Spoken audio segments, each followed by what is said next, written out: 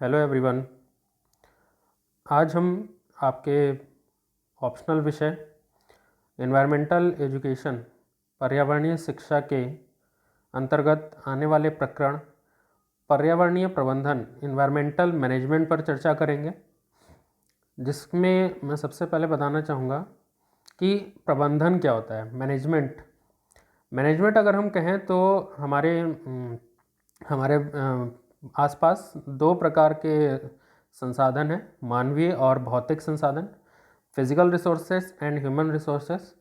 इनका कोऑर्डिनेशन करना हमारा प्रबंधन कहलाता है कि किसी एक उद्देश्य की प्राप्ति के लिए हम इन दोनों संसाधनों का कैसे उपयोग करेंगे और कब करेंगे, कहाँ पर करेंगे, इसका ऑब्जेक्ट बनाना हमारा जो है वो प्रबंधन का कार्य कहलाता है।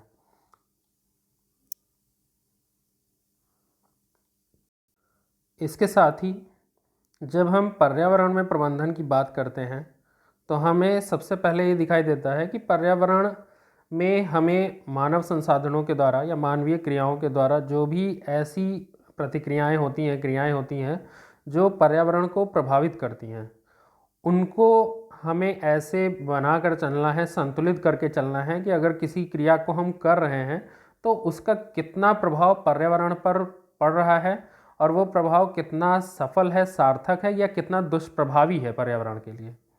तो इस वजह से हम देख सकते हैं कि पर्यावरण की गुणवत्ता जो है वो प्रभावित होती है और परिस्थिति तंत्र जो है हमारा इकोसिस्टम, उसमें असंतुलन स्थापित हो जाता है, जिसकी वजह से हम आए दिन दूरगामी परिणाम उसके देखने को हमको मिलते हैं।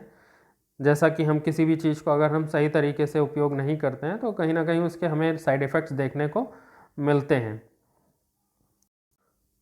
कुछ विद्वानों ने इस संबंध में परिभाषाएं भी दे रखी हैं, जैसे लॉरेंस ए एप्ले ने कहा है, management is the coordination of human and physical resources towards objectives accomplishment.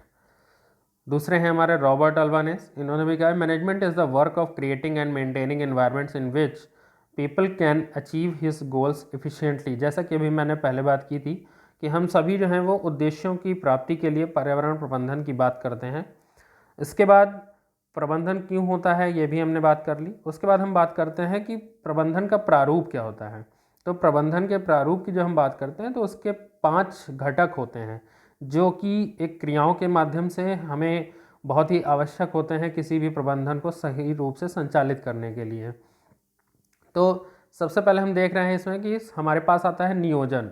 For example, जैसे अगर हमें किसी ऑब्जेक्ट को लेकर चलना है तो हम उसको प्लान करते हैं कि कैसे उस काम को हम करेंगे। उसके बाद उसके लिए हम संगठन स्थापित करते हैं, ऑर्गेनाइजेशन बनाते हैं, लोगों को जोड़ते हैं, चाहे वो फिजिकल रिसोर्सेज हों, चाहे वो ह्यूमन रिसोर्सेज हों, किसकी क्या कार्यप्रणाली रहेगी, इसके बारे में हम बात करते हैं।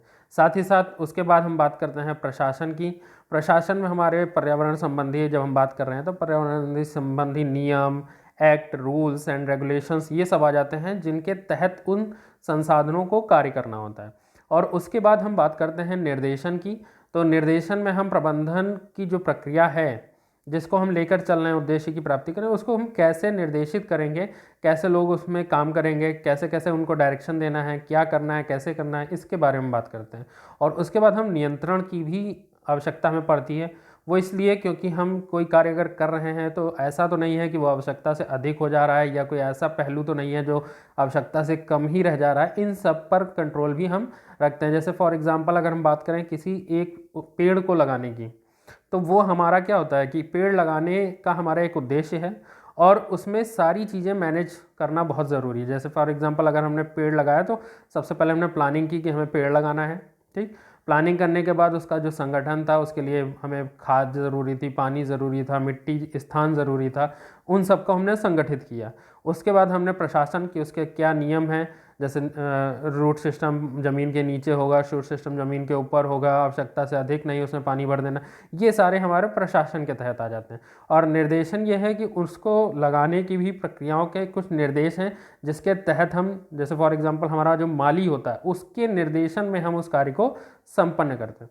और जब हम बात नियंत्रण की करते हैं तो नियंत्रण में हमारा आ जाता है कि उस पेड़ को कितना पानी देना है, कि वो पेड़ सही से चल रहा है कि नहीं चल रहा है, किस मौसम में या किस ऋतु में उसको किस प्रकार की आवश्यकता है पेड़ को, उसके बारे में हम बात करते हैं। तो इस तरीके से हमारा ये पूरा ओवरऑल जो है वो मैनेजमेंट कहलाता है। अब हम बात करें कि इन्वायरमेंटल मैनेजमेंट की आवश्यकता क्यों होती है। तो हमने देखा है कि सबसे पहले जो प्रबंधन की निम्न आवश्यकताएं हैं वो पर्यावरण के जैविक तथा भौतिक, बायोलॉजिकल एंड फिजिकल कारकों की अन्योन्याश्रिता बनाने रखना। मतलब सभी जो हैं वो सभी के सभी एक दूसरे पर आश्रित हैं, अन्योन्याश्रिता, एक दूसरे पर आश्रित होना। उसके बाद पारिस्थितिकी, सभी तंत्रों को एक साथ बनाए रखना, सभी का यूज़फुल हो जाना। ऐसा नहीं है कि प्रकृति में कुछ चीज़ें दी हुई हैं और हम उनका उपभोग ही नहीं कर रहे हैं, और कुछ चीज़ ऐसी दी हुई है जिसका हम उपभोग आवश्यकता से अधिक करते जा रहे हैं। इन सब का हमें संतुलन बना कर चलना है। उसके बाद संतुलन बनाने के लिए हमें आपस में प्रकृति और मनुष्य के बीच में सामंजस्य भी स्थापित करना होगा। साथ ही साथ जीवों को शुद्ध वायु तथा शुद्ध जल पर्याप्त मात्रा में उपलब्ध हो, इसके लिए प्रयास करना होगा।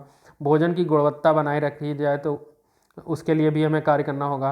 ग्रामीण तथा शहरी जनसंख्या को भी संतुलित बनाकर चलना। ये नहीं कि हम आधुनिकीकरण के चक्कर में पूरे के पूरे गाँव को हम शहर बनाए दे रहे हैं, या शहर जो है उनको हम और अधिक विकसित करते चले जा रहे हैं और संतुलन बिगड़ता चला जा रहा है। उसके बाद हम बात करते हैं कि कुछ पक्ष होते हैं जो इन्वायरमेंटल मैनेजमेंट की ज़रूरत होते हैं। तो उसमें जब हम बात करते हैं तो सबसे पहले हमारे पर्यावरण प्रबंधन में मुख्यतः इसमें भी हमारे 5 पक्ष हैं, जिसमें सबसे पहले है इन्वायरमेंटल अवेयरनेस, कि हम लोगों को उसके बारे में जानकारी दें। ठीक, साथ ही साथ अगर हम जानकारी किसी पर्टिकुलर उद्देश्य को बनाकर नहीं दे पा रहे हैं तो हमारा सबसे अच्छा प्लेटफॉर्म है स्कूल। वहाँ पर हम बच्चों को इन्वायरमेंटल एजुकेशन दें जो कि उनके भविष्य में आगे आती जाएगी। साथ ही साथ जो हमारे पास रिसोर्सेस हैं उनको हम कैसे मैनेज करें, फिजिकल रिसोर्सेज और ह्यूमन रिसोर्सेज की मैंने बात की। साथ ही साथ जब हम एनवायरनमेंट की बात कर रहे हैं तो हम उसका आकलन और मूल्यांकन भी करें कि क्या उसका प्रभाव पड़ रहा है और हम क्या उसमें चीज़ें खो रहे हैं या क्या चीज़ें हम पा रहे हैं। और साथ ही साथ इसके बाद जो हमने बात की कि इन्वायरमेंटल पॉल्यूशन भी होता है। कभी कभी कुछ क्रियाएं ऐसी होती हैं जो पर्यावरण को प्रदूषित ज़्यादा कर देती हैं, जितना हमें ऑब्जेक्ट प्राप्त होता है उससे कम उसकी संख्या होती है। तो इस तरीके से हमारी ये पर्यावरण प्रबंधन के भी पक्ष हैं जिनको लेकर हमको चलना होता है। इसी के साथ पर्यावरण की हमने बात कर ली, सब कुछ हो गया। तो अब हम बात करते हैं कि पर्यावरण प्रबंधन की जब हमने बात की तो ये तो हो गया एक थ्योरेटिकल एस्पेक्ट, लेकिन अगर हम पर्यावरण प्रबंधन की बात करते हैं तो हम इसको कहने या कहने से ज़्यादा हम करके देखें तो हमारे लिए ज़्यादा हितकर होगा। Thank you.